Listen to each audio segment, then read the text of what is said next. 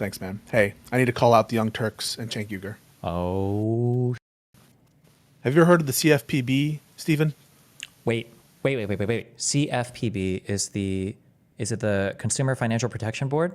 Bureau, but close, very close. What? It's an independent agency. It was passed after the Great Recession. Yeah. Didn't Elizabeth Warren or somebody have like a hand in Yep. this? Yeah. Okay.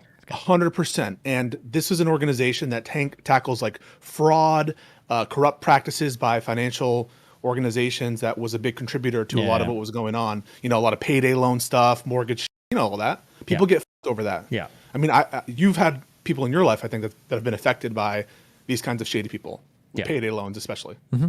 So I remember I believe, Young Turks. I could be wrong, but I believe that like, so before when you would get payday loans, you would just see the like, oh, I'm taking a $2,000 loan now, and then you'll get my post-dated check, and then I pay you like $100 in interest after 2 weeks or whatever. And you might not realize how crazy that is. But I think one of the outcomes of like the CFPB was like, now you have to post the APR and the APY on every single loan that you do. I think that was a result of them. That's like one example. I think it's they pass regulation, they file lawsuits, they're regulators, and they help the American consumer. And that's why a lot of people who are scammers and the real people who are trying to take advantage and scalp from the American people, they don't like the CFPB. It's been in the crosshairs of a lot of anti-regulation people, a lot of big business elites.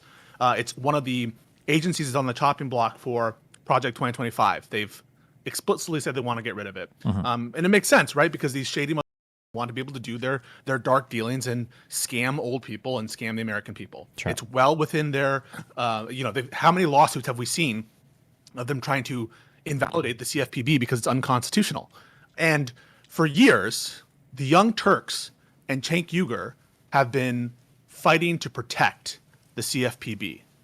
Ever since the start of the organization, they were commenting in favor of Elizabeth Warren, saying this is an agency that makes sense, calling out specifically Donald Trump whenever he was trying to appoint someone to the Bureau who didn't like agree with the Bureau or was trying to undermine its mission.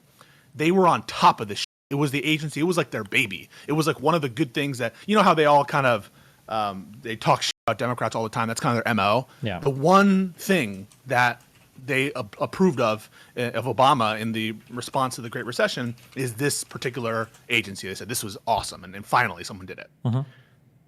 Did you see Cenk Uygur's recent post on his Twitter about MAGA not being the real enemy? Did you see that? Why don't you pull that up real quick? How far back am I looking here? He said, MAGA is not my real enemy. MAGA is not my mortal enemy. My mortal enemy is the establishment. I'm trying to figure out. Okay, yeah, I got it. Oh, okay, I see. Okay. He's happy. He's cheering it on. He says, my enemy have been defeated. He's ecstatic about Trump's victory. That's what he's saying right there, that his enemies have been defeated. And if you look back, did you see what he said to Elon when Elon responded and like just asked one question and gave him an ounce of attention on the budget? You remember what he said? Something about like, oh, well, at least these guys are actually listening to us. And before, Democrats never listened to us. But thank God, like Elon put a one-word reply to me on Twitter. It's like fucking revolutionary. Yeah.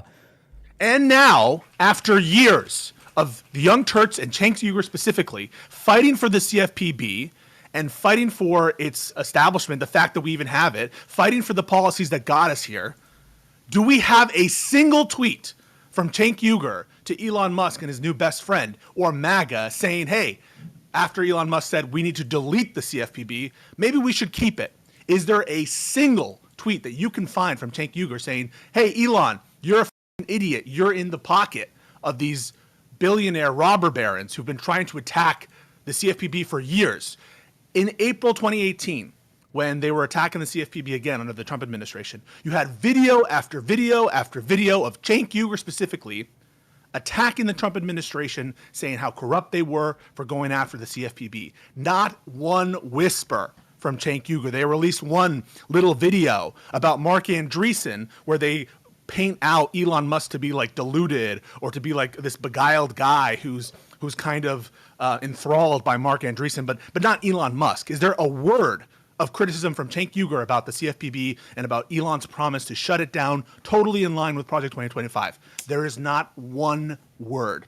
This guy is a fake, weak populist. If he's unable to speak truth to power when it's his buddy, when it's his new buddy Elon Musk and his new friends MAGA, what use are you? We don't need weak progressives like this who get charmed by billionaires, who get charmed by the richest person in the world and by MAGA, who are excited about Trump's victory. We don't need these people in our movement.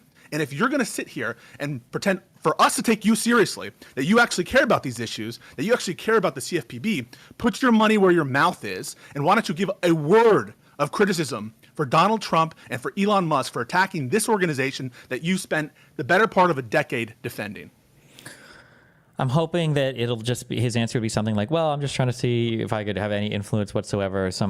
Even this is like a answer, but like, I hope that it's not, I hope that we're not about to see a whole bunch of like Trump campaign and Elon Musk dick sucking from the Young Turks, because it's like, oh, he said a thing on Twitter about me and maybe these guys are useful to us. And yeah, that would be pretty. They are bending the knee. We don't need like these weak establishment people. We don't need the Joe Scarboroughs of the world. We certainly don't need weak progressives that bend the knee to MAGA when MAGA is trying to rob them blind, rob the people blind by getting rid of agencies that protect the people, and all the while being sanitized by people like Cenk Uygur and others who have made common cause with this populist movement, which has really already been hijacked by the rich and elite class of the country.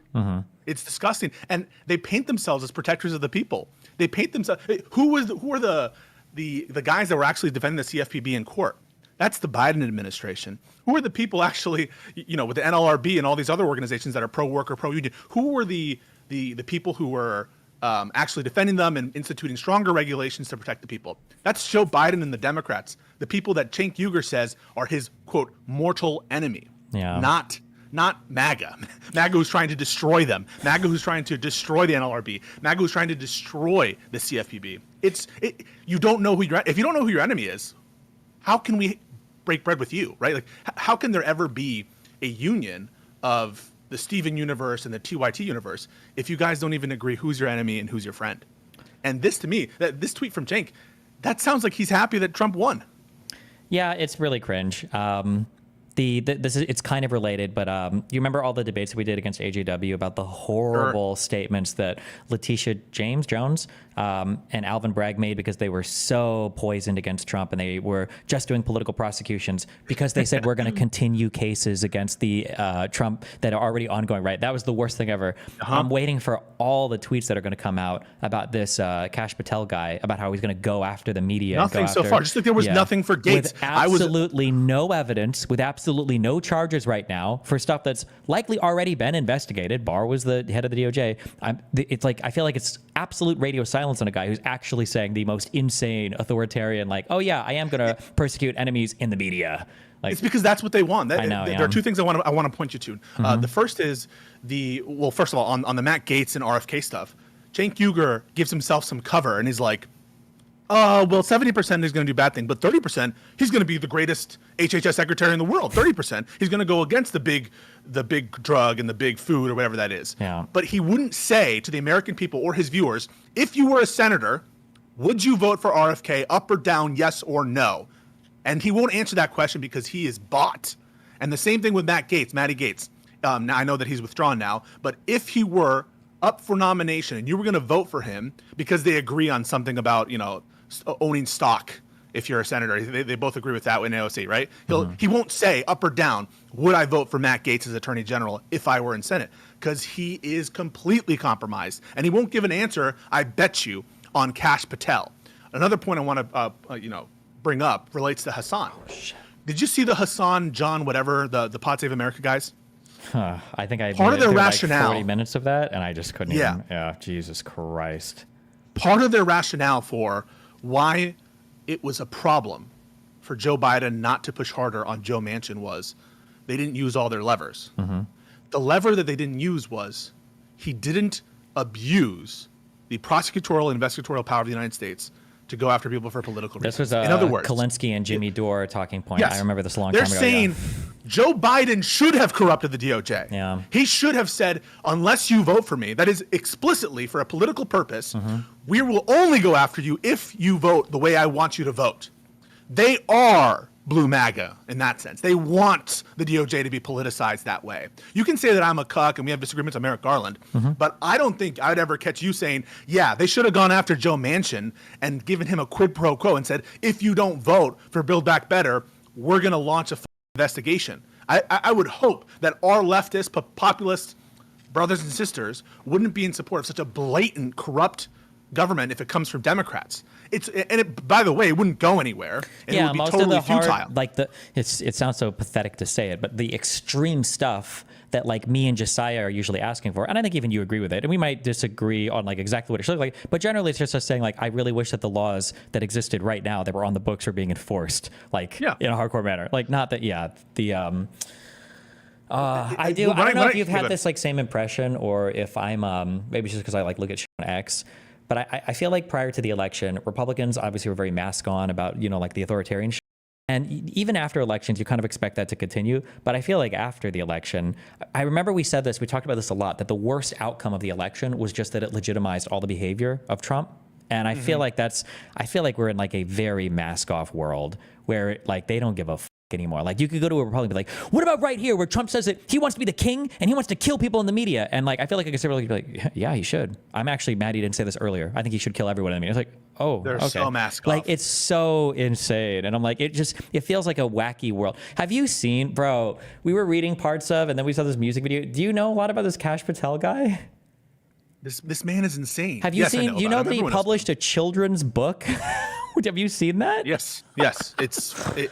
Oh my God. This guy is peddling treasonous lies. Yeah, he's peddling insane conspiracies that are disprovable, or I should say, have no ounce of evidence to prove them. And he's going to be in charge of the FBI. Not a word from Cenk Uygur. Not a word from our progressive friends. Also, wait. Wait. He's going to be in charge of the FBI. Who's he taking over from? Who? Chris Wray. Yeah, right. Who was appointed by who? Yeah. Like, dude, these. Why do we need Chris Wray? Oh, because Trump fired Comey to try to stifle the investigation. Yeah, it's like. So our direct line of FBI directors the entire time has been servicing Trump's whims. But somehow, this is the deep state. The thing that went after Biden for classified documents, the thing that convicted Hunter Biden for multiple crimes, right? The thing that let Trump slide on everything. This is the deep state that's supposedly working against the conservatives. The lawfare that's been weaponized against conservatives. Bro, it's like a joke. It's like at this point, it's just like like a meme. These are like memes now. It's like a meme government. It's a meme joke. All of it's like a meme joke. Yeah. TYT thinks that they're giving themselves like plausible deniability because they have said, well, 70% RFK will do something bad. No, dude. Unless you're willing to say I would not vote for RFK, unless you're willing to say, yeah, given that choice, it's insane. I have no place for you. I have no place for weak. Really, I don't. And you might have been right on the Joe Biden stuff, and I credited you for that. And I even think Stephen and I think that you're like a good debater when you're on our side. You're a good, I don't know. Oh, you're talking about you and me talking to Cenk or whatever? Yeah, sure. Yeah. But like, if you don't know who the enemy is at this point, if you don't know that it's MAGA, I got no use for you. And people are just too willing to bend the knee and to just betray their entire outlook, even if it's something that they've been advocating for 2 decades. It's insane. I appreciate that, Destiny. All right, bye. Remember to hit that like and subscribe, and don't forget the notification bell so that my videos show up right in your feed.